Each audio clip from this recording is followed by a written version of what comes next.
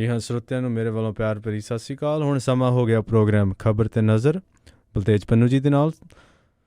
ਖਬਰ ਤੇ ਨਜ਼ਰ ਦੇ ਸਪਾਂਸਰਾਂ ਦਾ ਬਹੁਤ ਬਹੁਤ ਧੰਨਵਾਦ ਕਰਨਾ ਚਾਹੁੰਦੇ ਹਾਂ। ਖਾਲਸਾ ਇੰਸ਼ੋਰੈਂਸ ਸੈਨੋਜ਼ੇ ਤੋਂ, ਗੁਰਦੀਪ ਸਿੰਘ ਬਿਰਦੀ ਕਲੋਵਿਸ ਤੋਂ, ਸਤਨਾਮ ਸਿੰਘ ਸ਼ੇਰਗਿੱਲ ਸੈਲਮਾ ਤੋਂ, ਬਹਾਦਰ ਸਿੰਘ ਗਿੱਲ ਜੀ ਫਾਉਲਰ ਤੋਂ, ਇਸ਼ਾਨਜੀਤ ਸਿੰਘ ਖਲੋਟੀ ਯੂਬਾ ਸਿਟੀ ਤੋਂ, ਸੁਖਵਿੰਦਰ ਸਿੰਘ ਤੇ ਜਸਵੀਰ ਕੌਰ ਫਰੀਮੌਂਟ ਤੋਂ, ਸਰਬਜੀਤ ਸਿੰਘ ਚੌਕਰ ਟਰਲਕ ਤੋਂ, ਲਾਲੀ ਸਿੱਧੂ ਜੀ ਬੇਕਰਸਫੀਲਡ ਤੋਂ, ਅਵਤਾਰ ਸਿੰਘ ਤੇ ਰਣਜੀਤ ਕੌਰ ਸਿੱਧੂ ਬੇਕਰਸਫੀਲਡ ਤੋਂ, ਜਗਤਾਰ ਸਿੰਘ ਆਨੰਦਪੁਰੀ ਫਰੀਮੌਂਟ ਤੋਂ ਅਤੇ ਸ਼ਿਕਾਗੋ ਪੀਜ਼ਾ ਵਿਦ ਟਵਿਸਟ, ਜਿਨ੍ਹਾਂ ਤੋਂ ਹਰ ਤਰ੍ਹਾਂ ਦੇ ਵੈਜੀ ਅਤੇ non veg Indian pizza style order ਕਰ ਸਕਦੇ ਹੋ।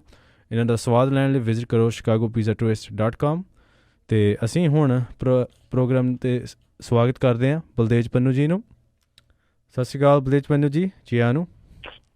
ਬਹੁਤ ਮਿਹਰਬਾਨੀ, ਧੰਨਵਾਦ ਦਿਲਪ੍ਰੀਤ, ਸਤਿ ਸ਼੍ਰੀ ਅਕਾਲ। ਔਰ ਨਿਗਾਹ ਮਾਰਦੇ ਹਾਂ ਹਲਚਲ ਦੇ ਉੱਤੇ। ਬਹੁਤੀ ਜਿਹੜੀ ਕਿ ਚੋਣਾਂ ਨਾਲ ਹੀ ਸੰਬੰਧਿਤ ਹੈ, ਕਿਉਂਕਿ ਹੌਲੀ ਹੌਲੀ ਜੀ ਜਿਹੜਾ ਮੁਲਕ ਹੈ ਉਹ ਚੱਲ ਡੇ ਬਾਈ ਡੇ ਨੇੜੇ ਹੁੰਦਾ ਜਾ ਰਿਹਾ ਜੀ ਅਗਲੀ ਜਿਹੜੀ ਆ ਉਹ ਚੋਣ ਵੱਲ ਨੂੰ। ਜੇ ਆਪਾਂ ਤੀਜੇ ਗੇੜ ਦੀਆਂ ਚੋਣਾਂ ਦੀ ਗੱਲ ਕਰੀਏ ਤੇ ਕੱਲ ਨੂੰ ਇਹਦੇ ਉੱਤੇ ਵੋਟਾਂ ਜਿਹੜੀਆਂ ਉਹ ਪੈਣਗੀਆਂ। ਇਹਦੇ 'ਚ ਮਹਾਰਾਸ਼ਟਰ, ਗੁਜਰਾਤ, ਛੱਤੀਸਗੜ੍ਹ, ਕਰਨਾਟਕ, ਉੜੀਸਾ, ਅਸਾਮ ਤੇ ਗੋਆ ਦੀਆਂ ਕੁਝ ਸੀਟਾਂ ਦੇ ਉੱਤੇ ਜਿਹੜੀਆਂ ਉਹ ਵੋਟਾਂ ਪੈਣਗੀਆਂ। ਮਹਾਰਾਸ਼ਟਰ ਦੇ ਵਿੱਚ ਭਾਜਪਾ, ਸ਼ਿਵ ਸੈਨਾ, NCP ਤੇ ਕਾਂਗਰਸ ਦੇ ਸੀਨੀਅਰ ਆਗੂ ਜਿਹੜੇ ਨੇ ਉਹਨਾਂ ਦਾ ਭਵਿੱਖ ਜਿਹੜਾ ਉਹ ਵੋਟਿੰਗ ਮਸ਼ੀਨਾਂ ਦੇ ਵਿੱਚ ਬੰਦ ਹੋਊਗਾ। ਔਰ ਇਹਦੇ ਵਿੱਚ 249 ਉਮੀਦਵਾਰ ਜਿਹੜੇ ਨੇ ਉਹਨਾਂ ਦੇ ਭਵਿੱਖ ਦਾ ਫੈਸਲਾ ਹੋਊਗਾ। ਜੇ ਆਪਾਂ ਪੰਜਾਬ ਤੇ ਆਈਏ ਤਾਂ ਪੰਜਾਬ ਦੀਆਂ 13 ਤੇ ਚੰਡੀਗੜ੍ਹ ਦੀ ਇੱਕ ਜਿਹੜੀ ਸੀਟ ਹੈ ਇਹਦੇ ਉੱਤੇ ਜਿਹੜਾ ਅੱਜ ਤੋਂ ਨਾਮਜ਼ਦਗੀਆਂ ਦਾਖਲ ਕੀਤੇ ਜਾਣ ਦਾ ਸਿਲਸਿਲਾ ਜਿਹੜਾ ਉਹ ਸ਼ੁਰੂ ਹੋ ਜਾਊਗਾ। ਚੋਣ ਕਮਿਸ਼ਨ ਦੇ ਵੱਲੋਂ ਸੰਸਦੀ ਚੋਣਾਂ ਦੇ ਅਖੀਰਲੇ ਗੇੜ ਦੇ ਵਾਸਤੇ ਨੋਟੀਫਿਕੇਸ਼ਨ ਅੱਜ ਜਾਰੀ ਹੋ ਜਾਊਗਾ ਔਰ ਇਹਨਾਂ ਦੇ ਵਾਸਤੇ ਵੋਟਾਂ 19 ਮਈ ਨੂੰ ਪੈਣਗੀਆਂ। ਚੋਣ ਕਮਿਸ਼ਨ ਦੇ ਐਲਾਨ ਦੇ ਮੁਤਾਬਕ 22 ਤੋਂ 29 ਅਪ੍ਰੈਲ ਤੱਕ ਪਰਚੇ ਭਰੇ ਜਾਣਗੇ ਔਰ 30 ਅਪ੍ਰੈਲ ਨੂੰ ਕਾਗਜ਼ਾਂ ਦੀ ਜਿਹੜੀ ਛਾਣਬੀਣ ਹੋਊਗੀ। 2 ਮਈ ਨੂੰ ਨਾਮ ਜਿਹੜੇ ਉਹ ਵਾਪਸ ਲਏ ਜਾ ਸਕਣਗੇ ਔਰ ਪੰਜਾਬ ਦੇ 2,03,74,375 ਵੋਟਰਾਂ ਦੇ ਵੱਲੋਂ ਆਪਣੇ ਹੱਕ ਦੇ ਵਰਤੋਂ ਕੀਤੀ ਜਾਊਗੀ। ਇਹਦੇ ਵਿੱਚ ਔਰਤ ਵੋਟਰਾਂ ਦੀ ਗਿਣਤੀ 96,19,711 ਤੇ ਜਿਹੜੇ ਮੇਲ ਵੋਟਰ ਨੇ ਉਹਨਾਂ ਦੀ ਗਿਣਤੀ 1,07,54,157। ਸੂਬੇ ਦੇ ਵਿੱਚ 14,460 ਥਾਵਾਂ ਦੇ ਉੱਤੇ 23,000 ਦੇ ਕਰੀਬ ਜਿਹੜੇ ਪੋਲਿੰਗ ਬੂਥ ਆ ਉਹ ਕਾਇਮ ਕੀਤੇ ਜਾਣਗੇ।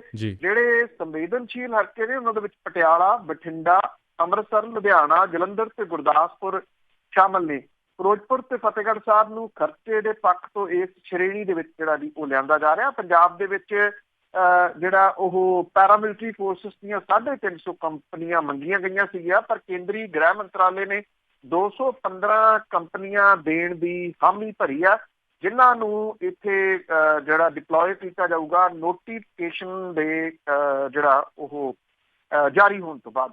ਬੇਸ਼ੱਕ ਇਹ ਜਿਹੜੀਆਂ ਚੋਣਾਂ ਨੇ ਇਹਦੇ ਵਿੱਚ ਜਿਹੜੇ ਵੋਟਰ ਨੇ ਉਹਨਾਂ ਨੇ ਦਿੱਲੀ ਦੇ ਤਖਤ ਦਾ ਫੈਸਲਾ ਕਰਨਾ ਪਰ ਪੰਜਾਬ ਦੀਆਂ ਸਿਆਸੀ ਧਿਰਾਂ ਦੇ ਵਾਸਤੇ ਇਹ ਚੋਣਾਂ ਜਿਹੜੀਆਂ ਦਿੱਲੀ ਦੇ ਤਖਤ ਦੇ ਨਾਲੋਂ ਆਪਣੇ ਨਿੱਜੀ ਵਕਾਰ ਦਾ ਸਵਾਲ ਜਿਹੜਾ ਜੀ ਉਹ ਬਣ ਗਿਆ। ਮੁੱਖ ਮੰਤਰੀ ਕੈਪਟਨ ਅਮਰਿੰਦਰ ਸਿੰਘ ਹੋਰਾਂ ਦਾ 2.25 ਸਾਲ ਦਾ ਕਾਰਜਕਾਲ ਇੱਕ ਇਮਤਿਹਾਨ ਵਾਂਗੂ ਹੈ।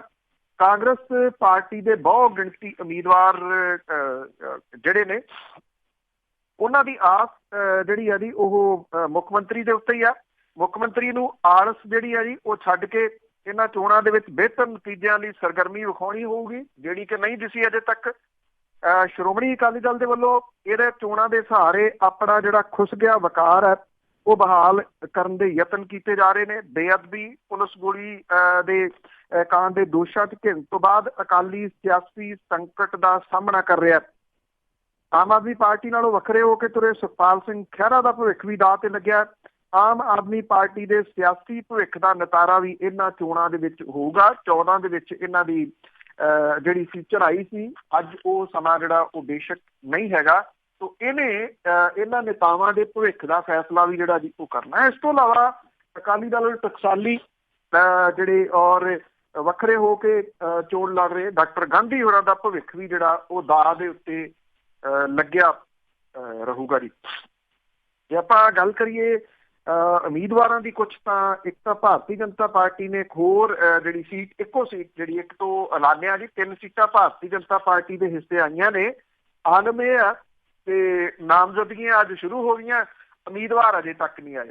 ਹਾਲ ਅਕਾਲੀ ਦਲ ਦਾ ਵੀ ਜਿਹੜਾ ਬਠਿੰਡੇ ਵਾਲੀ ਸੀਟ ਤੋਂ ਇਸੇ ਤਰ੍ਹਾਂ ਦਾ ਹੈ। ਫਿਰੋਜ਼ਪੁਰ ਦੇ ਦੂਸਰੀ ਸੀਟ ਜਿਹੜੀ ਉਹ ਕਹੀ ਜਾ ਸਕਦੀ ਹੈ। ਇਹ ਪਹਿਲੀ ਵਾਰੀ ਆ ਕਿ ਬਾਦਲ ਦਲ ਜਿਹੜਾ ਉਹ ਇਸ ਮੁਸੀਬਤ ਦੇ ਵਿੱਚ ਘਿਰਿਆ ਹੋਇਆ ਕਿ ਇਹ 2 ਵਕਾਰੀ ਸੀਟਾਂ, ਕਿਉਂਕਿ ਕਿਸੇ ਵੀ ਹਾਲਤ ਦੇ ਵਿੱਚ ਉਹ ਬਠਿੰਡੇ ਦੀ ਸੀਟ ਜਿੱਤਣਾ ਚਾਹੁੰਦਾ ਕਿ ਇੱਥੋਂ ਕੀ ਕੀਤਾ ਜਾਵੇ। ਭਾਰਤੀ ਜਨਤਾ ਪਾਰਟੀ ਨੇ ਇੱਕ ਸੀਟ ਜਿਹੜੀ ਅੰਮ੍ਰਿਤਸਰ ਦੀ ਬੜੀ ਅਹਿਮ ਹੈ, ਉੱਥੋਂ ਸਿੱਖ ਚਿਹਰਾ ਹਰਦੀਪ ਸਿੰਘ ਪੁਰੀ ਨੂੰ ਲਿਆਂਦਾ। ਭਾਜਪਾ ਦੇ ਜਿਹੜੇ ਸਪੀਕਰ ਨੇ ਜਿਹੜੇ ਸੁਮਿਤਰਾ ਮਹਾਜਨ ਦੀ ਟਿਕਟ ਕੱਟ ਕੇ ਇੰਦੌਰ ਤੋਂ ਸ਼ੰਕਰ ਲਲਵਾਨੀ ਨੂੰ ਉਮੀਦਵਾਰ ਬਣਾਇਆ। ਔਰ ਭਾਜਪਾ ਨੇ ਕੇਂਦਰੀ ਮੰਤਰੀ ਡਾਕਟਰ ਹਰਸ਼ ਵਰਧਨ ਨੂੰ ਚਾਂਦਨੀ ਚੌਕ, ਉੱਤਰ ਪੂਰਬੀ ਦਿੱਲੀ ਤੋਂ ਮਨੋਜ ਤਿਵਾੜੀ, ਪੱਛਮੀ ਦਿੱਲੀ ਤੋਂ ਡਾਕਟਰ ਸਾਹਿਬ ਸਿੰਘ ਵਰਮਾ ਦੇ ਪੁੱਤ ਪ੍ਰਵੇਸ਼ ਵਰਮਾ ਅਤੇ ਦਿੱਲੀ ਦੱਖਣੀ ਤੋਂ ਰਮੇਸ਼ ਬਿਦੂੜੀ ਨੂੰ ਉਮੀਦਵਾਰ ਜਿਹੜਾ ਉਹ ਬਣਾਇਆ।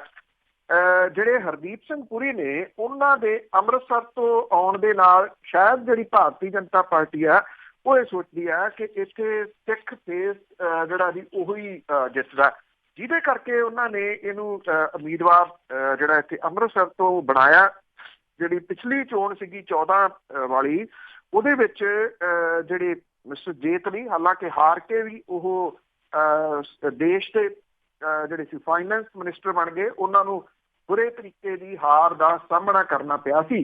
ਹਰਦੀਪ ਸਿੰਘ ਪੁਰੀ ਹੋਰੀ ਕਿੱਡਾ ਕੁ ਵੱਡਾ ਮਾਰਕਾ ਮਾਰਨਗੇ ਇਹ ਸਮਾਂ ਦੱਸੂਗਾ, ਕਿਉਂਕਿ ਉਹਨਾਂ ਦੇ ਉੱਤੇ ਹਲਕੇ ਤੋਂ ਬਾਹਰਲੇ ਹੋਣ ਦਾ ਇਲਜ਼ਾਮ ਲੱਗੂਗਾ। ਬੇਸ਼ੱਕ ਅੰਮ੍ਰਿਤਸਰ ਸ਼ਹਿਰ ਦੇ ਵਿੱਚ ਉਹ ਬੀਜੇਪੀ ਦੇ ਨੇਤਾਵਾਂ ਦੇ ਆਸਰੇ ਰਹਿਣਗੇ, ਪਰ ਵੱਡੀ ਜਿਹੜੀ ਮੁਸ਼ਕਲ ਉਹਨਾਂ ਨੂੰ ਇਸ ਦਾ ਵੀ ਸਾਹਮਣਾ ਕਰਨਾ ਪਊਗਾ। 14 ਦੀਆਂ ਇਲੈਕਸ਼ਨਾਂ ਦੇ ਵਿੱਚ ਤੇ ਹੁਣ ਦੀਆਂ ਇਲੈਕਸ਼ਨਾਂ ਦੇ ਵਿੱਚ ਇਹ ਫਰਕ ਰਹੂਗਾ ਤੇ ਜਿਹੜੀਆਂ 9 ਵਿਧਾਨ ਸਭਾ ਹਲਕੇ ਨੇ ਉਹਨਾਂ ਦੇ ਵਿੱਚ 8 ਦੇ ਉੱਤੇ ਜਿਹੜੀ ਆ ਉਹ ਕਾਂਗਰਸ ਕਾਬਜ ਹੈ, ਔਰ ਇੱਕ ਹਲਕੇ ਦੇ ਉੱਤੇ ਜਿਹੜਾ ਮਜੀਠੇ ਵਾਲਾ ਹਲਕਾ ਉੱਥੇ ਅਕਾਲੀ ਦਲ ਹੈ।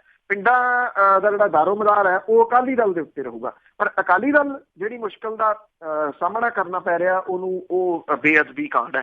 ਤੋ ਇਹਦਾ ਸਾਇਆ ਭਾਰਤੀ ਜਨਤਾ ਪਾਰਟੀ ਦੇ ਉੱਤੇ ਕਿੰਨਾ ਪੈਂਦਾ ਇਹ ਜਿਹੜਾ ਵੀ ਇੰਟਰਸਟਿੰਗਲੀ ਰਹੂਗਾ।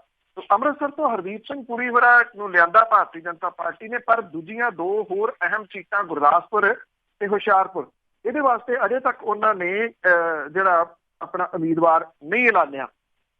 ਜੇ ਅਹਿਮ ਸੀਟ ਬਠਿੰਡਾ ਦੀ ਆਪਾਂ ਗੱਲ ਕਰ ਲਈਏ ਤਾਂ ਬਠਿੰਡੇ ਦੇ ਵਿੱਚ ਰਾਜਾ ਵੜਿੰਗ ਦੇ ਉੱਤੇ ਦਾ ਖੇਡਿਆ ਕਾਂਗਰਸ ਨੇ। ਇਹਦੇ ਉੱਤੇ ਵੀ ਜਿਹੜਾ ਬਾਹਰੀ ਹੋਣ ਦਾ ਦੋਸ਼ ਹੈ ਕਿ ਹਲਕੇ ਤੋਂ ਬਾਹਰੀ ਹੋਣ ਦਾ ਉਹ ਲੱਗ ਰਿਹਾ। ਰਾਜਾ ਵੜਿੰਗ ਦੀ ਵੀ ਇਹ ਜਿਹੜੀ ਹੈ ਜੀ ਉਹ ਇੱਕ ਪ੍ਰੀਖਿਆ ਦੀ ਘੜੀ ਹੋਊਗੀ। ਅਕਾਲੀ ਦਲ ਨੇ ਅਜੇ ਤੱਕ ਜਿਹੜਾ ਆਪਣਾ ਉਮੀਦਵਾਰ ਦਾ ਰਸਮੀ ਐਲਾਨ ਨਹੀਂ ਕੀਤਾ, ਔਰ ਅਕਾਲੀ ਦਲ ਕਾਂਗਰਸ ਉਮੀਦਵਾਰ ਨੂੰ ਉਡੀਕ ਰਿਹਾ ਸੀਗਾ। ਔਰ ਇਹ ਲਗਭਗ ਇਹ ਕਿਹਾ ਜਾ ਰਿਹਾ ਕਿ ਹਰਸਿਮਰਤ ਕੌਰ ਬਾਦਲ ਬਠਿੰਡਾ ਤੋਂ ਉਮੀਦਵਾਰ ਹੋਣਗੇ ਤੇ ਫਿਰੋਜ਼ਪੁਰ ਤੋਂ ਸੁਖਬੀਰ ਸਿੰਘ ਬਾਦਲ ਹੋਰੀ ਜਿਹੜੇ ਆ ਉਹ ਉਮੀਦਵਾਰ ਹੋ ਸਕਦੇ ਆ। ਰਾਜਾ ਵੜਿੰਗ ਹੋਰਾਂ ਨੂੰ ਰਾਹੁਲ ਗਾਂਧੀ ਨੇ ਡਾਇਰੈਕਟ ਜਿਹੜਾ ਜੀ ਉਹ ਦਖਲ ਦੇ ਕੇ ਇੱਥੋਂ ਉਤਾਰਿਆ, ਜਦੋਂ ਕਿ ਮੁੱਖ ਮੰਤਰੀ ਕੈਪਟਨ ਅਮਰਿੰਦਰ ਸਿੰਘ ਹੋਰੀ ਇੱਥੋਂ ਵਿਜੇਇੰਦਰ ਸਿੰਗਲਾ ਜਾਂ ਬ੍ਰਹਮਿੰਦਰਾ ਦੇ ਮੁੰਡੇ ਨੂੰ ਟਿਕਟ ਦੇਣੀ ਜਿਹੜਾ ਉਹ ਚਾਹੁੰਦੇ ਸੀਗੇ। ਇਹ ਉੱਥੇ ਉਹਨਾਂ ਦੀ ਚੱਲੀ ਨਹੀਂ। 2 ਸੀਟਾਂ ਦੇ ਉੱਤੇ ਖਾਸ ਤੌਰ ਦੇ ਉੱਤੇ ਜਿਹੜੀ ਉਹ ਨਹੀਂ ਚੱਲੀ ਮੁੱਖ ਮੰਤਰੀ ਹੋਰਾਂ ਦੀ। ਕੁਝ ਸੀਟਾਂ ਦੇ ਉੱਤੇ ਬੇਸ਼ੱਕ ਬਾਕੀ ਥਾਵਾਂ ਦੇ ਉੱਤੇ ਵੀ ਨਹੀਂ ਚੱਲੀ, ਪਰ ਇਹ ਬੜੀਆਂ ਅਹਿਮ ਸੀਟਾਂ ਜਿਹੜੀਆਂ ਸਨ ਬਠਿੰਡੇ ਵਾਲੀ ਤੇ ਫਿਰੋਜ਼ਪੁਰ ਵਾਲੀ, ਇਹਨਾਂ ਦੇ ਉੱਤੇ ਜਿਹੜਾ ਇਹ ਕਿਹਾ ਗਿਆ ਕਿ ਹਾਈ ਕਮਾਂਡ ਨੇ ਆਪਣੇ ਦਖਲ ਦੇ ਨਾਲ ਡਾਇਰੈਕਟ ਜਿਹੜਾ ਹੈ ਉਹ ਉਮੀਦਵਾਰ ਆਪਣੇ ਐਲਾਨੇ ਨੇ।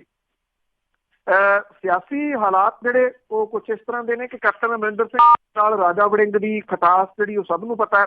ਰਾਜਾ ਵੜਿੰਗ ਹੋਰਾਂ ਦੀ ਜਿਹੜੀ ਸਭ ਤੋਂ ਵੱਡੀ ਮੁਸ਼ਕਲ ਹੈ ਉਹ ਇਹ ਆ ਕਿ ਉਹਨਾਂ ਦੀ ਜ਼ੁਬਾਨ ਬਹੁਤ ਸਲਿੱਪ ਕਰਦੀ ਆ। ਜੇ ਜ਼ੁਬਾਨ ਸਲਿੱਪ ਨਾ ਕੀਤੀ ਤਾਂ ਘੇਰ ਤਾਂ ਹੋ ਸਕਦੇ ਆ ਅਕਾਲੀ ਦਲ ਦੇ ਉਮੀਦਵਾਰ ਨੂੰ, ਅਕਾਲੀ ਭਾਰਤੀ ਜਨਤਾ ਪਾਰਟੀ ਦੇ ਉਮੀਦਵਾਰ ਨੂੰ। ਕਦੇ ਤਾਂ ਜਿਹੜਾ ਜੀ ਕਾਂਗਰਸ ਦੇ ਵੱਲੋਂ ਵਿਆਹਾਂ ਦੇ ਵਿੱਚ ਦਿੱਤੀਆਂ ਜਾਣ ਵਾਲੀਆਂ ਗੱਡੀਆਂ, ਉਸ ਤੋਂ ਬਾਅਦ ਵਿਆਹਾਂ ਤੋਂ ਬਾਅਦ ਹੋਣ ਵਾਲੇ ਨਿਆਣਿਆਂ ਨੂੰ ਪਾਈਆਂ ਜਾਣ ਵਾਲੀਆਂ ਤੜਾਗੀਆਂ ਦੇ ਕਰਕੇ ਉਹ ਚਰਚਿਤ ਰਹੇ ਨੇ। ਰਾਜਸਥਾਨ ਦੇ ਵਿੱਚ ਜਦੋਂ ਚੋਣਾਂ ਹੋ ਰਹੀਆਂ ਸੀਗੀਆਂ ਵਿਧਾਨ ਸਭਾ ਦੀਆਂ ਤਾਂ ਉੱਥੇ ਉਹ ਖੰਘ ਵਾਲੀ ਦਵਾਈ ਜਿਹੜੀ ਆ ਉਹ ਦੇਣ ਕਰਕੇ ਚਰਚਾ ਦੇ ਵਿੱਚ ਸਨ ਕਿ ਆਇਓ ਸਾਡੇ ਕੋਲੇ ਖੰਘ ਵਾਲੀ ਦਵਾਈ ਪਿਆਵਾਂਗੇ ਰਾਤ ਨੂੰ। ਪਿਛਲੇ ਦਿਨੀ ਉਹਨਾਂ ਦਾ ਇੱਕ ਹੋਰ ਬਿਆਨ ਚਰਚਾ ਦੇ ਵਿੱਚ ਆਇਆ ਸੀ ਜਿਹਦੇ ਵਿੱਚ ਉਹ ਕਹਿੰਦੇ ਸੀ ਕਿ ਏਦਾਂ ਦੇ ਸ਼ਮਸ਼ਾਨ ਘਾਟ ਬਣਾ ਦੇਣੇ ਆ ਕਿ 80-80 ਸਾਲ ਦੇ ਜਿਹੜੇ ਬਜ਼ੁਰਗ ਤੁਰੇ ਫਿਰਦੇ ਆ ਉਹਨਾਂ ਦਾ ਮਰਨ ਨੂੰ ਜਬਰੀ ਜੀ ਕਰੂਗਾ। ਤੋ ਇਸ ਕਰਕੇ ਜੇ ਜ਼ੁਬਾਨ ਜਿਹੜੀ ਆ ਉਹ ਟੰਗ ਸਲਿਪ ਨਾ ਹੋਈ, ਜ਼ੁਬਾਨ ਫਿਸਲੀ ਨਾ, ਤੇ ਫਿਰ ਜਿਹੜਾ ਜੀ ਰਾਜਾ ਵੜਿੰਗ ਹੋਰੀ ਬੁਲਾਰੇ ਦੇ ਰੂਪ ਦੇ ਵਿੱਚ ਤਾਂ ਘੇਰ ਸਕਦੇ ਆ ਅਕਾਲੀ ਦਲ ਦੇ ਉਮੀਦਵਾਰ ਨੂੰ, ਪਰ ਜ਼ੁਬਾਨ ਸਲਿੱਪ ਨਾ ਹੋਵੇ, ਰਾਜਾ ਵੜਿੰਗ ਬੋਲਦੇ ਹੋਣੇ ਪਿਛਲੇ ਸਮੇਂ ਦੇ ਵਿੱਚ ਵੈਸੇ ਵੇਖਣ ਨੂੰ ਘੱਟ ਮਿਲਿਆ। ਇਸ ਕਰਕੇ ਇਹ ਦੂਰੀ ਪ੍ਰੀਖਿਆ ਹੋਊਗੀ, ਤਾਂ ਟੱਕਰਾ ਲੈਣਾ ਤੇ ਦੂਜਾ ਆਪਣੀ ਜ਼ੁਬਾਨ ਦੇ ਉੱਤੇ ਕੰਟਰੋਲ ਰੱਖਣਾ। ਜੇ ਜ਼ੁਬਾਨ ਦੇ ਉੱਤੇ ਕੰਟਰੋਲ ਦੀ ਗੱਲ ਜਿਹੜੀ ਹੈ ਜੀ ਉਹ ਤੁਰੀ ਆ, ਤੇ ਪਿਛਲੇ ਦਿਨੀ ਮੈਂ ਗੱਲ ਕੀਤੀ ਸੀ ਕਿ ਜਿਹੜਾ ਕੱਟੜਵਾਦ ਦਾ ਚਿਹਰਾ ਸੀਗਾ ਭਾਰਤੀ ਜਨਤਾ ਪਾਰਟੀ ਦੇ ਕੁਝ ਆਗੂਆਂ ਦਾ, ਜਿਹਦੇ ਵਿੱਚ ਪੁਰਾਣੇ ਆਗੂਆਂ ਦੇ ਵਿੱਚ ਗਿਣੇ ਜਾ ਸਕਦੇ ਆ ਲਾਲ ਕ੍ਰਿਸ਼ਨ ਅਡਵਾਨੀ, ਮੁਰਲੀ ਮਨੋਹਰ ਜੋਸ਼ੀ, ਕਿਉਂਕਿ ਭਾਰਤੀ ਜਨਤਾ ਪਾਰਟੀ ਨੇ ਉਹਨਾਂ ਨੂੰ ਖੁੱਡੇ ਲੈਣ ਲਾਤਾ, ਤੇ ਨਵਾਂ ਜਿਹੜਾ ਕੱਟੜ ਚਿਹਰਾ ਸੀਗਾ ਉਹ ਉਭਾਰਿਆ ਸਾਧਵੀ ਪ੍ਰਗਿਆ ਦੇ ਰੂਪ ਦੇ ਵਿੱਚ, ਕਿਉਂਕਿ ਭਾਰਤੀ ਜਨਤਾ ਪਾਰਟੀ ਨੂੰ ਹੁਣ ਕੱਟੜਤਾ ਦੇ ਉੱਤੇ ਭਰੋਸਾ ਹੈ, ਜਿਹੜਾ ਕਿ ਕਿਤੇ ਨਾ ਕਿਤੇ ਉਹਦੀ ਬੇੜੀ ਡਾਵਾਂ ਡੋਲ ਜਿਹੜੀ ਉਹ ਹੁੰਦੀ ਦਿਸ ਰਹੀ ਹੈ। ਜਿਹੜੇ ਤਰੀਕੇ ਦੇ ਨਾਲ ਪਾਟੇ ਹੋਏ ਮੂੰਹ ਵਾਲੀ ਗੱਲ ਜਿਹੜੀ ਆ ਜੀ ਉਹ ਸਾਹਮਣੇ ਆ ਰਹੀ ਆ, ਉਹ ਪ੍ਰਗਿਆ ਜਿਹੜੀ ਆ ਉਹਦਾ ਦੂਜਾ ਬਿਆਨ ਵੀ ਚਰਚਾ ਦੇ ਵਿੱਚ ਜਿਹੜਾ ਹੈ, ਜਿਹਦੇ ਵਿੱਚ ਉਹਨੇ ਅਯੁੱਧਿਆ ਦੇ ਵਿੱਚ ਰਾਮ ਜਨਮ ਭੂਮੀ ਮਸਜਿਦ ਦੇ ਵਾਸਤੇ ਵਿਵਾਦਤ ਬਿਆਨ ਜਿਹੜਾ ਉਹ ਦਿੱਤਾ ਸੀਗਾ। ਅਯੁੱਧਿਆ ਦੇ ਵਿੱਚ ਜਿਹੜਾ ਰਾਮ ਮੰਦਿਰ ਸੀਗਾ ਉਹਦੇ ਮੁਕੰਮਲ ਹੋਣ ਦੇ ਤੇ ਜਵਾਬ ਦੇ ਵਿੱਚ ਜਿਹੜੀ ਪ੍ਰਗਿਆ ਸੀਗੀ ਉਹਨੇ ਇੱਕ ਇੰਟਰਵਿਊ ਦੇ ਵਿੱਚ ਇਹ ਗੱਲ ਜਿਹੜੀ ਕਹੀ ਸੀ ਕਿ ਰਾਮ ਮੰਦਿਰ ਅਸੀਂ ਬਣਾਵਾਂਗੇ ਤੇ ਇਹ ਸ਼ਾਨਦਾਰ ਹੋਊਗਾ, ਪਰ ਉਹਨੇ ਇਹ ਵੀ ਕਿਹਾ ਸੀਗਾ ਕਿ ਅਸੀਂ ਤੋੜਨ ਗਏ ਸੀ ਬਾਬਰੀ ਮਸਜਿਦ ਢਾਂਚਾ, ਔਰ ਇਹ ਵੀ ਕਿਹਾ ਕਿ ਮੈਂ ਉੱਤੇ ਚੜ੍ਹ ਕੇ ਇਹ ਢਾਂਚਾ ਜਿਹੜਾ ਤੋੜਿਆ ਸੀਗਾ ਔਰ ਮੈਨੂੰ ਈਸ਼ਵਰ ਨੇ ਸ਼ਕਤੀ ਦਿੱਤੀ ਸੀ ਤੇ ਅਸੀਂ ਦੇਸ਼ ਦਾ ਕਲੰਕ ਮਿਟਾਇਆ। ਇਹ ਬਿਆਨ ਜਿਹੜਾ ਸੀਗਾ ਇਹਨੇ ਪ੍ਰਗਿਆ ਨੇ ਦਿੱਤਾ। ਹੁਣ ਇਹਦੇ ਉੱਤੇ ਵੀ ਜਿਹੜਾ ਜੀ ਉਹ ਨੋਟਿਸ ਉਹਨੂੰ ਜਾਰੀ ਆ, ਉਹਦੇ ਤੋਂ ਇਹਦੇ ਸੰਬੰਧੀ ਸਪਸ਼ਟੀਕਰਨ ਜਿਹੜਾ ਉਹ ਦਿੱਤਾ ਗਿਆ। ਇਸ ਨੋਟਿਸ ਦੇ ਵਿੱਚ ਪ੍ਰਗਿਆ ਨੂੰ ਕਿਹਾ ਗਿਆ ਕਿ ਉਹ 1 ਦਿਨ ਦੇ ਵਿੱਚ ਜਵਾਬ ਦੇਵੇ, ਨਹੀਂ ਤਾਂ ਨਿਯਮਾਂ ਦੇ ਮੁਤਾਬਕ ਇੱਕ ਪਾਸੜ ਕਾਰਵਾਈ ਜਿਹੜੀ ਆ ਜੀ ਉਹ ਹੋਊਗੀ। ਜਿਹੜੀ ਪ੍ਰਗਿਆ ਆ ਉਹ ਕਹਿੰਦੀ ਆ ਕਿ ਉਹਨੂੰ 2 ਨੋਟਿਸ ਮਿਲੇ ਆ, ਰਾਮ ਮੰਦਿਰ ਵਾਲੇ ਬਿਆਨ ਸੰਬੰਧੀ ਵੀ ਉਹਨੂੰ ਨੋਟਿਸ ਜਿਹੜਾ ਜੀ ਉਹ ਜਾਰੀ ਕੀਤਾ ਗਿਆ, ਤੇ ਉਹ ਇਹਦਾ ਜਵਾਬ ਜਿਹੜਾ ਉਹ ਦੇਊਗੀ, ਕਿਉਂਕਿ ਇਹ ਮਾਮਲਾ ਸੁਪਰੀਮ ਕੋਰਟ ਦੇ ਵਿੱਚ ਹੈ। ਪਰ ਜਿਹੜੀ ਵਜ੍ਹਾ ਕਰਕੇ ਪ੍ਰਗਿਆ ਨੂੰ ਜਿਹੜਾ ਜੀ ਉਹ ਲਿਆਂਦਾ ਗਿਆ ਆ, ਉਹ ਵਜ੍ਹਾ ਜਿਹੜੀ ਆ ਉਹ ਆਹੀ ਹੈ, ਜਿਹੜੇ ਬਿਆਨ ਜਿਸ ਕਿਸਮ ਦੇ ਉਹਨੇ ਦਿੱਤੇ ਨੇ। ਪਹਿਲਾਂ ਉਹ ਫਸੀ ਜਿਹੜੇ ਇੱਕ ਆਫੀਸਰ ਸਨ ਜਿਹੜੇ ਅੱਤਵਾਦੀਆਂ ਦੀ ਗੋਲੀ ਦਾ ਸ਼ਿਕਾਰ ਹੋ ਗਏ ਸੀ ਜਦੋਂ ਮੁੰਬਈ ਦੇ ਉੱਤੇ ਹਮਲਾ ਹੋਇਆ ਕਰਕਰੇ, ਉਹਨਾਂ ਦੇ ਬਾਰੇ ਦੇ ਵਿੱਚ ਬਿਆਨ ਦੇ ਕੇ। ਬੇਸ਼ੱਕ ਉਹਨੇ ਉਸ ਮਾਮਲੇ ਦੇ ਉੱਤੇ ਆਪਣੇ ਬਿਆਨ ਨੂੰ ਵਾਪਸ ਲਿਆ, ਪਰ ਜੇ ਤੁਸੀਂ ਵਾਪਸ ਲੈਣ ਵਾਲਿਆਂ ਵੀ ਉਹਦੇ ਸ਼ਬਦ ਦੇਖੋ ਤੇ ਉਹਦੇ ਵਿੱਚੋਂ ਨਫ਼ਰਤ ਦੀ ਬੋ ਜਿਹੜੀ ਆ ਉਹ ਆਉਂਦੀ ਆ। ਹਾਲਾਂਕਿ ਜਿਹੜੇ ਸਾਬਕਾ ਪੁਲਿਸ ਚੀਫ ਨੇ 10 ਦੇ ਕਰੀਬ ਉਹਨਾਂ ਨੇ ਇੱਕ ਬਿਆਨ ਜਾਰੀ ਕਰਕੇ ਜਿਹੜਾ ਹੈ ਉਹ ਆਖਿਆ, ਜਿਹੜੀ ਇਹ ਗੱਲ ਜਿਹੜੀ ਇਹਦੀ ਕਹੀ ਆ ਕਿ ਪ੍ਰਗਿਆ ਨੂੰ ਆਪਣੇ ਬਿਆਨ ਦੇ ਉੱਤੇ ਮੁਆਫੀ ਮੰਗਣੀ ਚਾਹੀਦੀ ਆ, ਔਰ ਇਹ ਕਰਕਰੇ ਦੇ ਉੱਤੇ ਕਿੰਤੂ ਪਰੰਤੂ ਜਿਹੜਾ ਜੀ ਉਹ ਖੜਾ ਕਰਨਾ ਕਿਸੇ ਵੀ ਤਰੀਕੇ ਦੇ ਨਾਲ ਜਾਇਜ਼ ਨਹੀਂ। ਪਰ ਇਹਨਾਂ ਜਿਹੜੇ ਇਹ ਮੂੰਹ ਨੇ ਦੇਖਣਾ ਇਹ ਹੋਊਗਾ ਕਿ ਕਿੰਨੇ ਕੁ ਦਿਨ ਚੁੱਪ ਰਹਿੰਦੇ ਆ। ਚੁੱਪ ਰਹਿਣੇ ਨਹੀਂ, ਕਿਉਂਕਿ ਇੱਕ ਖਾਸ ਮਕਸਦ ਦੇ ਵਾਸਤੇ ਜਿਹੜਾ ਇਹਨਾਂ ਨੂੰ ਲਿਆਂਦਾ ਗਿਆ, ਔਰ ਮਕਸਦ ਕੀ ਆ ਉਹ ਸਾਰਾ ਕੁਝ ਜਿਹੜਾ ਉਹ ਦਿਸ ਰਿਹਾ। ਪੰਜਾਬ ਦੀ ਸੱਤਾ ਦੇ ਉੱਤੇ 2 ਟਰਮਾਂ ਦੇ ਵਿੱਚ ਕਾਬਜ਼ ਰਹਿਣ ਤੋਂ ਬਾਅਦ ਵੱਡੀਆਂ ਜਿਹੜੀਆਂ ਸਿਆਸੀ ਚੁਣੌਤੀਆਂ ਦੇ ਨਾਲ ਸਿੱਝਣ ਦੇ ਵਾਸਤੇ ਅਕਾਲੀ ਦਲ ਦੀ ਰਣਨੀਤੀ ਜਿਹੜੀ ਆ ਉਹ ਸੰਸਦੀ ਚੋਣਾਂ ਦੇ ਦੌਰਾਨ ਪੂਰੀ ਤਰ੍ਹਾਂ ਬਦਲੀ ਹੋਈ ਜਿਹੜੀ ਉਹ ਵਿਖਾਈ ਦੇ ਰਹੀ ਆ। ਸੁਖਬੀਰ ਸਿੰਘ ਬਾਦਲ ਹੋਰਾਂ ਦੀ ਅਗਵਾਈ ਦੇ ਹੇਠ ਚੋਣਾਂ ਜਿੱਤਣ ਦੇ ਵਾਸਤੇ ਉਹਨਾਂ ਦੇ ਵੱਲੋਂ ਜਿਵੇਂ ਕਾਰਪੋਰੇਟ ਕੰਪਨੀਆਂ ਦੇ ਵਾਂਗੂ ਮੈਨੇਜਮੈਂਟ ਦੇ ਸਹਾਰੇ ਰਣਨੀਤੀ ਘੜੀ ਜਾਂਦੀ ਸੀਗੀ, ਪਰ ਜ਼ਿਮਨੀ ਚੋਣਾਂ ਜਾਂ ਲੋਕਲ ਚੋਣਾਂ ਦੇ ਵਿੱਚ ਇਹ ਮੈਨੇਜਮੈਂਟ ਬੁਰੇ ਤਰੀਕੇ ਦੇ ਨਾਲ ਫੇਲ ਹੋ ਗਈ। ਹੁਣ ਬਾਦਲ ਦਲ ਦੇ ਵੱਲੋਂ ਪੁਰਾਣੇ ਪੈਂਤੜੇ ਉਹਨੂੰ ਅਪਣਾਉਣੇ ਜਿਹੜਾ ਜੀ ਉਹ ਪੈ ਰਹੇ ਆ। ਨਵੇਂ ਸਿਰੇ ਤੋਂ ਪਾਰਟੀ ਖੜੀ ਕਰਨ, ਚੁਣੌਤੀਆਂ ਦੇ ਨਾਲ ਸਿੱਝਣ ਲਈ ਵਰਕਰਾਂ ਨੂੰ ਸਰਗਰਮ ਜਿਹੜਾ ਜੀ ਉਹ ਕਰਨਾ ਪੈ ਰਿਹਾ। ਨਹੀਂ ਤਾਂ ਪਹਿਲਾਂ ਜਿਹੜੇ ਸੁਖਬੀਰ ਸਿੰਘ ਬਾਦਲ ਹੋਰੀ ਕਿਸੇ ਨੂੰ ਮਿਲਦੇ ਹੀ ਨਹੀਂ ਸਨ, ਹੁਣ ਸੈਲਫੀਆਂ ਖਿਚਾਉਂਦੇ ਘਰੋਂ ਘਰੀ ਜਿਹੜਾ ਉਹ ਤੁਰੇ ਫਿਰਦੇ ਨੇ। ਇਹ ਜਿਹੜਾ ਜੀ ਕਿਹਾ ਜਾ ਰਿਹਾ ਕਿ ਰਣਨੀਤੀਕਾਰਾਂ ਦੇ ਵਿੱਚੋਂ ਜਿਹੜੇ ਨੇ ਉਹ ਕਹਿੰਦੇ ਨੇ ਕਿ ਆਉਂਦੀਆਂ ਜਿਹੜੀਆਂ ਚੋਣਾਂ ਨੇ ਉਹਦੇ ਦੌਰਾਨ ਜਿੱਥੇ ਸਾਰੇ ਪੁਰਾਣੇ ਹਥਿਆਰ ਜਿਹੜੇ ਆ ਉਹ ਪਾਰਟੀ ਦੇ ਵੱਲੋਂ ਅਪਣਾਏ ਜਾ ਰਹੇ ਆ, ਉੱਥੇ ਦਾਰੋਮਦਾਰ ਵੀ ਵਰਕਰਾਂ ਦੇ ਉੱਤੇ ਜਿਹੜਾ ਉਹ ਹੋਊਗਾ।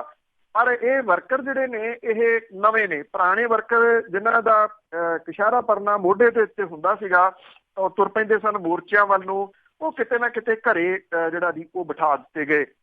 ਸੂਚਨਾ ਟੈਕਨੋਲੋਜੀ ਦੇ ਦੌਰ ਦੇ ਵਿੱਚ ਜਿਹੜੀਆਂ ਸੀਗੀਆਂ ਸੋਸ਼ਲ ਮੀਡੀਆ ਦੀ ਅਹਿਮੀਅਤ ਨੂੰ ਘਟਾ ਕੇ ਨਹੀਂ ਵੇਖਿਆ ਜਾ ਸਕਦਾ ਜੀ। ਪੰਜਾਬ ਦੀਆਂ ਸਿਆਸੀ ਪਾਰਟੀਆਂ ਦੇ ਵਿੱਚੋਂ ਬਾਦਲ ਦਲ ਜਿਹੜਾ ਉਹ ਸੋਸ਼ਲ ਮੀਡੀਆ ਦੇ ਰਾਹੀਂ ਜਿਹੜੀ ਮੁਹਿੰਮ ਹੈ ਉਹਨੇ ਬਾਕੀ ਪਾਰਟੀਆਂ ਨੂੰ ਜਿਹੜਾ ਜੀ ਉਹ ਪਿਛਾਂਹ ਛੱਡਿਆ ਹੋਇਆ।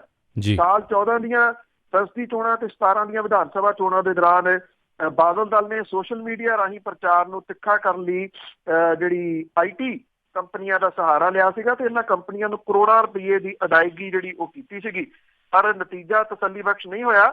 ਇਸ ਵਾਰੀ ਸੋਸ਼ਲ ਮੀਡੀਆ ਦੀ ਸਾਰੀ ਮੁਹਿੰਮ ਪਾਰਟੀ ਦੇ ਵਰਕਰਾਂ ਦੇ ਸਹਾਰੇ ਜਿਹੜੀ ਹੈ ਜੀ ਉਹ ਚੱਲ ਰਹੀ ਹੈ। ਜਦੋਂ ਕਿਤੇ ਕਿਸੇ ਵਿਰੋਧੀ ਦੀ ਇੰਟਰਵਿਊ ਕਿਸੇ ਚੈਨਲ ਦੇ ਉੱਤੇ ਚੱਲਦੀ ਹੈ, ਕਿਉਂਕਿ ਤਕਰੀਬਨ ਚੈਨਲ ਸੋਸ਼ਲ ਮੀਡੀਆ ਦੇ ਉੱਤੇ ਵੀ ਨਾਲ ਦੀ ਨਾਲ ਐਕਟਿਵ ਨੇ, ਤੇ ਉੱਥੇ ਹੇਠਾਂ ਆਉਂਦੇ ਜਿਹੜੇ ਕਮੈਂਟ ਹੈ ਉਹ ਤੁਹਾਨੂੰ ਦੱਸ ਦਿੰਦੇ ਆ ਕਿ ਇਸ ਵੇਲੇ ਕਿਹੜੀ ਪਾਰਟੀ ਦਾ IT ਵਿੰਗ ਜਿਹੜਾ ਉਹ ਸਰਗਰਮ ਹੈ, ਕਿਉਂਕਿ ਉਹਨਾਂ ਦਾ ਕੰਮ ਜਿਹੜਾ ਉਹ ਗਾਲਾਂ ਕੱਢਣਾ ਹੁੰਦਾ ਔਰ ਦੂਸਰੇ ਨੂੰ ਜਿਹੜਾ ਉਹ ਨੀਵਾਂ ਵਿਖਾਉਣਾ ਜਿਹੜਾ ਹੁੰਦਾ। ਇਹ ਸਾਰਾ ਕੁਛ ਜਿਹੜਾ ਜੀ ਉਹ ਚੱਲ ਰਿਹਾ। ਹੁਣ ਅਕਾਲੀ ਦਲ ਕਿੰਨਾ ਕਿ ਇਹਦੇ ਵਿੱਚ ਜਿਹੜਾ ਜੀ ਉਹ ਸਫਲ ਹੁੰਦਾ ਇਹ ਵੇਖਣਾ ਹੋਊਗਾ। ਜਿਹੜੇ ਤਾਂ ਇੱਕ ਬੇਅਦਬੀ ਦੇ ਮੁੱਦੇ ਦੇ ਨਾਲ ਸਿੱਝਣ ਦੇ ਵਾਸਤੇ ਜਿਹੜਾ ਅਕਾਲੀ ਦਲ ਹੈ ਉਹ ਕਾਂਗਰਸ ਦੀਆਂ ਮਲਾਇਕੀਆਂ ਦੇ ਜਿਹੜਾ ਜੀ ਉਹ ਉਭਾਰ ਰਿਹਾ ਵੀ ਕਿਸੇ ਤਰੀਕੇ ਨਾਲ ਬੇਅਦਬੀ ਵਾਲਾ ਮੁੱਦਾ ਦਬ ਜਾਵੇ। ਪਰ ਉਹਦੇ ਵੱਡੇ ਨੇਤਾ ਸੁਖਦੇਵ ਸਿੰਘ ਢੀਂਡਸਾ, ਰਣਜੀਤ ਸਿੰਘ ਬ੍ਰਹਮਪੁਰਾ, ਰਤਨ ਸਿੰਘ ਅਜਨਾਲਾ, ਸੇਵਾ ਸਿੰਘ ਸੇਖਵਾਂ, ਇਹਨਾਂ ਦੇ ਬਾਗੀ ਸੁਰ ਜਿਹੜੇ ਆ ਉਹ ਜਿਹੜਾ ਜੀ ਮੁਸ਼ਕਿਲਾਂ ਪੈਦਾ ਕਰ ਰਹੇ ਆ ਅਕਾਲੀ ਦਲ ਦੇ ਵਾਸਤੇ।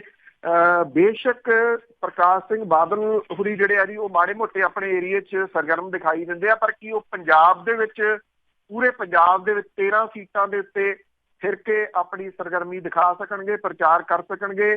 ਇਹਦੇ ਆਸਾਰ ਬਹੁਤ ਘੱਟ ਨਜ਼ਰ ਆਉਂਦੇ ਆ। ਗੱਲ ਬੇਅਦਬੀ ਦੀ ਚੱਲੀ ਆ ਤੇ ਬੇਅਦਬੀ ਦੇ ਪਿਛਲੀ ਕਹਾਣੀ ਸਭ ਨੂੰ ਪਤਾ ਹੈ ਕਿ ਕੀ ਆ। ਉਹਦੇ ਵਾਸਤੇ ਜਿਹੜਾ ਡੇਰਾ ਸੀਗਾ ਉਹਦਾ ਕਿੱਡੀ ਕੁ ਵੱਡੀ ਇਹਦੇ ਪਿੱਛੇ ਜਿਹੜਾ ਜੀ ਕਾਰਨ ਹੈ ਡੇਰਾ, ਇਹ ਤਾਂ ਕਿਸੇ ਤੋਂ ਲੁਕਿਆ ਛਿਪਿਆ ਨਹੀਂ। ਹੁਣ ਜਿਹੜੇ ਡੇਰੇ ਦੇ ਪ੍ਰੇਮੀ ਆ ਉਹਨਾਂ ਨੇ ਲਗਾਤਾਰ ਆਪਣੀ ਜਿਹੜੀ ਤਾਕਤ ਹੈ ਉਹਦਾ ਵਿਖਾਵਾ ਸ਼ੁਰੂ ਕੀਤਾ ਹੋਇਆ ਪੰਜਾਬ ਦੇ ਵਿੱਚ, ਔਰ ਪੰਜਾਬ ਦੇ ਵਿੱਚ ਇਸ ਵੇਲੇ ਥਾਂ ਥਾਂ ਦੇ ਉੱਤੇ ਡੇਰਾ ਪ੍ਰੇਮੀਆਂ ਦੇ ਵੱਲੋਂ ਵੱਡੇ ਇਕੱਠ ਕਰਕੇ ਆਪਣੀ ਹੋਂਦ ਜਿਹੜੀ ਆ ਉਹ ਦਰਸਾਈ ਜਾ ਰਹੀ ਆ। ਇਹ ਵੀ ਕਿਹਾ ਜਾ ਰਿਹਾ ਕਿ ਜੇਲ੍ਹ ਦੇ ਅੰਦਰੋਂ ਜਿਹੜਾ ਡੇਰਾ ਮੁਖੀ ਆ ਉਹਦੀਆਂ ਹਦਾਇਤਾਂ ਦੇ ਉੱਤੇ ਇਹ ਇਕੱਠ ਕੀਤੇ ਜਾ ਰਹੇ ਆ। ਇਹ ਇਕੱਠ ਕਿਸੇ ਇੱਕ ਸ਼ਹਿਰ ਦੇ ਵਿੱਚ ਨਹੀਂ ਬਲਕਿ ਵੱਖ-ਵੱਖ ਸ਼ਹਿਰਾਂ ਦੇ ਵਿੱਚ ਔਰ ਮਾਲਵੇ ਦੇ ਵਿੱਚ ਖਾਸ ਤੌਰ ਦੇ ਉੱਤੇ ਜਿਹੜੇ ਵੱਡੇ ਹੋ ਰਹੇ ਆ। ਔਰ ਇਹਨਾਂ ਇਕੱਠਾਂ ਨੇ ਜਿਹੜੀਆਂ ਸਿਆਸੀ ਪਾਰਟੀਆਂ ਨੇ ਉਹਨਾਂ ਨੂੰ ਕਿਤੇ ਨਾ ਕਿਤੇ ਫਿਕਰਮੰਦੀ ਜਿਹੜੀ ਆ ਉਹ ਲਾਈ ਆ। ਫਿਕਰਮੰਦੀ ਸਿਆਸੀ ਪਾਰਟੀਆਂ ਨੂੰ ਇਸ ਪੱਖੋਂ ਲਾਈ ਆ ਇਸ ਵਾਰੀ ਡੇਰਾ ਜਾਈਏ ਨਾ ਜਾਈਏ, ਵੋਟਾਂ ਮੰਗੀਏ ਕਿਹੜੇ ਤਰੀਕੇ ਨਾਲ ਮੰਗੀਏ, ਇਹਦਾ ਜਮਾ ਘਟਾਓ ਕੀ ਹੋਊਗਾ। ਕਿਉਂਕਿ ਡੇਰੇ ਦੇ ਮੁਖੀ ਨੂੰ 2 ਵੱਖ-ਵੱਖ ਮਾਮਲਿਆਂ ਦੇ ਵਿੱਚ ਸਜ਼ਾ ਹੋਣ ਤੋਂ ਬਾਅਦ ਬਹੁਤੇ ਲੋਕ ਇਹ ਸਮਝਦੇ ਸੀਗੇ ਕਿ ਡੇਰਾ ਪ੍ਰੇਮੀ ਗਏ, ਡੇਰਾ ਖਤਮ ਹੋ ਗਿਆ। ਪਰ ਜਿਹੜੇ ਇਕੱਠ ਇਹਨਾਂ ਨੇ ਕੀਤੇ ਆ ਔਰ ਉਹਦੇ ਵਿੱਚ 45 ਮੈਂਬਰੀ ਜਿਹੜੀ ਇਹਨਾਂ ਦੀ ਕਮੇਟੀ ਆ ਜਿਹੜੀ ਦੇਖਦੀ ਆ ਸਿਆਸੀ ਵਿੰਗ ਆ ਉਹਦੇ ਜਿਹੜੇ ਅਹਿਮ ਮੈਂਬਰ ਨੇ ਉਹ ਥਾਂ-ਥਾਂ ਦੇ ਉੱਤੇ ਡੇਰਾ ਪ੍ਰੇਮੀਆਂ ਨੂੰ ਸੰਬੋਧਨ ਕਰ ਰਹੇ ਆ। ਉਹ ਦੱਸਣ ਦੀ ਕੋਸ਼ਿਸ਼ ਕਰ ਰਹੇ ਆ ਕਿ ਉਹ ਸਿਆਸੀ ਲੀਡਰਾਂ ਨੂੰ ਵਿਖਾਉਣਾ ਚਾਹੁੰਦੇ ਆ ਕਿ ਉਹ ਟੁੱਟੇ ਨਹੀਂ ਤੇ ਸਿਆਸੀ ਪਟਕਾ ਮਾਰਨ ਦੀ ਸਮਰੱਥਾ ਰੱਖਦੇ ਆ। ਹੁਣ ਵੇਖਣਾ ਇਹ ਹੋਊਗਾ ਕਿ ਡੇਰੇ ਦੇ ਉੱਤੇ ਕਿਹੜੀਆਂ ਸਿਆਸੀ ਪਾਰਟੀਆਂ ਜਿਹੜੀਆਂ ਉਹ ਟੇਕ ਰੱਖਦੀਆਂ ਨੇ, ਖਾਸ ਤੌਰ ਦੇ ਉੱਤੇ ਇਹਨਾਂ ਦੇ ਕੋਲੇ ਅਪਰੋਚ ਜਿਹੜੀ ਆ ਉਹ ਕਿਹੜੇ ਕਰਦੇ ਆ। ਇਹ ਕਿਹਾ ਜਾ ਰਿਹਾ ਹੈ ਕਿ 71ਵੇਂ ਸਥਾਪਨਾ ਦਿਵਸ ਤੇ ਜਾਮੇ ਇੰਸਾ ਦੀ 15ਵੀਂ ਵਰ੍ਹੇਗੰਢ ਦੇ ਮੌਕੇ ਜਿਹੜੀ ਆ ਇਹ ਭੀੜ ਇਕੱਠੀ ਕੀਤੀ ਗਈ। ਉਸ ਨਾਂ ਦੇ ਉੱਤੇ ਲੋਕਾਂ ਤੋਂ ਹੱਥ ਖੜੇ ਕਰਾਏ ਗਏ। ਜਿਹੜੇ ਡੇਰਾ ਪ੍ਰੇਮੀ ਸੀ ਉਹਦੇ ਵਿੱਚ ਇਹਨਾਂ ਇਕੱਠਾਂ ਦੇ ਵਿੱਚ ਇਹ ਹੱਥ ਖੜੇ ਕਰੋ ਕਿ ਜੋ ਹੁਕਮ ਆਊਗਾ ਉਹਦੇ ਉੱਤੇ ਤੁਸੀਂ ਪਹਿਰਾ ਦਿਓਗੇ, ਭਾਵ ਕਿ ਜਿਹੜੀ ਪਾਰਟੀ ਨੂੰ ਕਿਹਾ ਜਾਊਗਾ ਉਹਨੂੰ ਜਿਹੜਾ ਵੋਟ ਤੁਸੀਂ ਪਾਓਗੇ। ਡੇਰਾ ਪ੍ਰੇਮੀ ਜਿਹੜੇ ਆ ਉਹ ਹੱਥ ਖੜੇ ਕਰ ਰਹੇ ਆ ਇਹਨਾਂ ਦੇ ਵਾਸਤੇ। ਇਹ ਵੀ ਕਿਹਾ ਜਾ ਰਿਹਾ ਹੈ ਕਿ ਡੇਰਾ ਇਸ ਗੱਲ ਦੀ ਕੋਸ਼ਿਸ਼ ਕਰੂਗਾ ਕਿ ਓਪਨਲੀ ਕਿਸੇ ਪਾਰਟੀ ਦੀ ਹਮਾਇਤ ਨਾ ਕੀਤੀ ਜਾਵੇ, ਅੰਦਰ ਖਾਤੇ ਇਹ ਹਮਾਇਤ ਜਿਹੜੀ ਆ ਉਹ ਦਿੱਤੀ ਜਾਵੇ। ਕੱਲ ਹੋਏ ਇਕੱਠ ਜਿਹੜੇ ਨੇ ਉਹਨੇ ਸਿਆਸੀ ਪਾਰਟੀਆਂ ਨੂੰ ਆਪਣੀ ਸਟ੍ਰੈਟਜੀ ਜਿਹੜੀ ਆ ਉਹ ਬਦਲਣ ਦੇ ਵਾਸਤੇ ਮਜਬੂਰ ਕਰਨਾ। ਬਠਿੰਡੇ ਦੇ ਵਿੱਚ ਹੋਇਆ ਇਕੱਠ, ਮੋਗੇ 'ਚ ਹੋਇਆ ਇਕੱਠ, ਗਿੱਦੜਪਾੜ ਤੇ ਸਰਸਾ ਦੇ ਵਿੱਚ ਹੋਇਆ ਇਕੱਠ। ਇਦੋਂ ਪਹਿਲਾਂ ਪਿਛਲੇ ਹਫ਼ਤੇ ਪਟਿਆਲਾ ਤੇ ਇਹਦੇ ਨੇੜੇ ਤੇੜੇ ਦੇ ਏਰੀਆ ਦੇ ਵਿੱਚ ਵੱਡੇ ਇਕੱਠ ਇਹਨਾਂ ਡੇਰਾ ਪ੍ਰੇਮੀਆਂ ਨੇ ਕੀਤੇ ਸੀਗੇ। ਤੇ ਡੇਰਾ ਪ੍ਰੇਮੀ ਜਿਹੜੇ ਆ ਉਹ ਕਈ ਪੱਖਾਂ ਤੋਂ ਇਹਨਾਂ ਸਿਆਸੀ ਪਾਰਟੀਆਂ ਨੂੰ ਹਮਾਇਤ ਦੇਣ ਤੋਂ ਪਹਿਲਾਂ ਆਪਣੀਆਂ ਚੀਜ਼ਾਂ ਜਿਹੜੀਆਂ ਜੀ ਉਹ ਮਨਵਾਉਣਗੇ। ਜਿਹੜਾ ਅਕਾਲੀ ਦਲ ਟਕਸਾਲੀ ਹੈ ਉਹਦੇ ਪ੍ਰਧਾਨ ਰਣਜੀਤ ਸਿੰਘ ਬ੍ਰਹਮਪੁਰਾ ਹੋਰਾਂ ਨੇ ਜਿਹੜੀ ਪੰਜਾਬ ਏਕਤਾ ਪਾਰਟੀ ਆ ਉਹਦੇ ਸੁਖਪਾਲ ਸਿੰਘ ਖਹਿਰਾ ਹੋਰਾਂ ਨੂੰ ਜਿਹੜਾ ਜੀ ਉਹ ਘੇਰਨ ਦਾ ਯਤਨ ਕੀਤਾ। ਉਹਨਾਂ ਨੇ ਇਹ ਗੱਲ ਕਹੀ ਆ ਕਿ ਪਾਰਟੀ ਦੇ ਅਡਹੌਕ ਪ੍ਰਧਾਨ ਜਿਹੜੇ ਸੁਖਪਾਲ ਸਿੰਘ ਖਹਿਰਾ ਨੇ ਉਹ ਆਪਣੀ ਜਿੱਦ ਛੱਡ ਕੇ ਪਰਮਜੀਤ ਕੌਰ ਖਾਲੜਾ ਨੂੰ ਖਡੂਰ ਸਾਹਿਬ ਦੇ ਹਲਕੇ ਤੋਂ ਆਪਣੀ ਪਾਰਟੀ ਦੀ ਥਾਂ ਆਜ਼ਾਦ ਉਮੀਦਵਾਰ ਵਜੋਂ ਚੋਣ ਲੜਾਉਣ ਤਾਂ ਕਿ ਕਾਂਗਰਸ ਤੇ ਬਾਦਲ ਦਲ ਨੂੰ ਮਾਤ ਦਿੱਤੀ ਜਾ ਸਕੇ।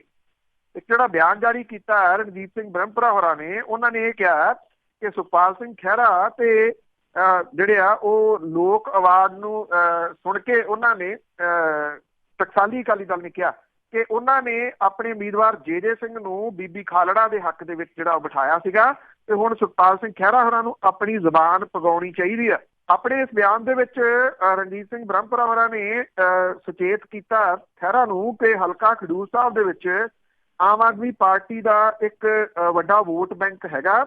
ਉਹਨਾਂ ਨੇ ਕਿਹਾ ਕਿ ਆਮ ਆਦਮੀ ਪਾਰਟੀ ਦੇ ਪ੍ਰਧਾਨ ਨੇ ਉਹਨਾਂ ਨੂੰ ਭਰੋਸਾ ਦਿੱਤਾ ਹੈ ਕਿ ਜੇ ਬੀਬੀ ਖਾਲੜਾ ਖਹਿਰਾ ਹੋਰਾਂ ਦੀ ਪਾਰਟੀ ਦੀ ਜਗ੍ਹਾ ਦੇ ਉੱਤੇ ਆਜ਼ਾਦ ਚੋਣ ਲੜਦੀ ਆ ਤੇ ਉਹਨਾਂ ਦੀ ਪਾਰਟੀ ਆਪਣਾ ਉਮੀਦਵਾਰ ਵਾਪਸ ਲੈ ਕੇ ਬੀਬੀ ਖਾਲੜਾ ਦੀ ਮਦਦ ਕਰੂਗੀ। ਰਣਜੀਤ ਸਿੰਘ ਬ੍ਰਹਮਪੁਰਾ ਹੋਰਾਂ ਨੇ ਕਿਹਾ ਕਿ ਜੇ ਵੋਟਾਂ ਕੱਟੀਆਂ ਜਾਣਗੀਆਂ ਤੇ ਇਹਦਾ ਨੁਕਸਾਨ ਜਿਹੜੀ ਬੀਬੀ ਖਾਲੜਾ ਹੋਰਾਂ ਨੂੰ ਹੋਊਗਾ, ਇਸ ਕਰਕੇ ਉਹਨਾਂ ਨੂੰ ਪਾਰਟੀ ਤੋਂ ਜਿਹੜਾ ਜੀ ਆਜ਼ਾਦ ਕਰਕੇ ਆਜ਼ਾਦ ਉਮੀਦਵਾਰ ਵਜੋਂ ਚੋਣ ਜਿਹੜੀ ਉਹ ਲੜਾਉਣੀ ਚਾਹੀਦੀ ਆ।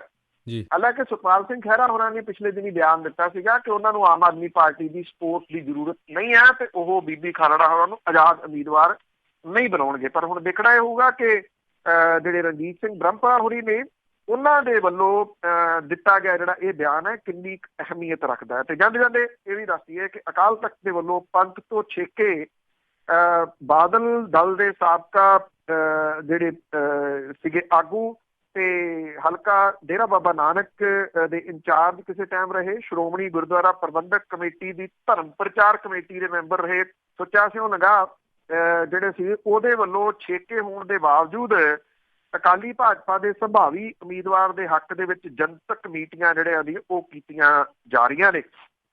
ਪੰਥ ਚੋਂ ਛੇਕਿਆ ਬੰਦਾ ਜਨਤਕ ਮੀਟਿੰਗਾਂ ਕਰਕੇ ਜਿਹੜਾ ਦੀ ਕੁਝ ਆਗੂਆਂ ਨੇ ਇਹ ਕਿਹਾ ਕਿ ਇਹ ਸਿੱਧਮ ਸਿੱਧੀ ਅਕਾਲ ਤਖਤ ਨੂੰ ਚੁਣੌਤੀ ਜਿਹੜੀ ਆ ਜੀ ਉਹ ਦੇ ਰਿਹਾ। ਜਿਹੜਾ ਸੁੱਚਾ ਸਿੰਘ ਨਿਗਾਹ ਆ ਉਹਨੇ ਜਨਤਕ ਮੀਟਿੰਗਾਂ ਦੇ ਵਿੱਚ ਇਹ ਕਿਹਾ ਕਿ ਪਾਰਟੀ ਸੰਕਟ ਦੇ ਵਿੱਚ ਹੋਣ ਕਰਕੇ ਉਹ ਚੁੱਪ ਨਹੀਂ ਬੈਠ ਸਕਦੇ ਔਰ ਇਸ ਕਰਕੇ ਉਹ ਇਹਨਾਂ ਮੀਟਿੰਗਾਂ ਦੇ ਵਿੱਚ ਜਿਹੜਾ ਜੀ ਉਹ ਸ਼ਾਮਲ ਹੋਣਗੇ ਤੇ ਇਹਨਾਂ ਮੀਟਿੰਗਾਂ ਨੂੰ ਹੋਰ ਵਧਾਉਣਗੇ। ਬਹੁਤ ਮਿਹਰਬਾਨੀ, ਧੰਨਵਾਦ ਦਿਲਪ੍ਰੀਤ। ਬਹੁਤ ਬਹੁਤ ਧੰਨਵਾਦ ਬਲਤੇਜ ਪੰਨੂ ਜੀ। ਸਤਿ ਸ਼੍ਰੀ ਅਕਾਲ ਜੀ। ਜੀ ਇਹ ਸਨ ਬਲਤੇਜ ਪੰਨੂ ਜੀ। ਅੱਜ ਦੇ ਪ੍ਰੋਗਰਾਮ ਖਬਰ ਤੇ ਨਜ਼ਰ ਇੱਦਾਂ ਹੀ ਅਸੀਂ ਲੈਂਦੇ ਹਾਂ ਇਜਾਜ਼ਤ ਜੀ। ਮੇਰੇ ਵੱਲੋਂ ਪਿਆਰ ਭਰੀ ਸਤਿ ਸ਼੍ਰੀ ਅਕਾਲ।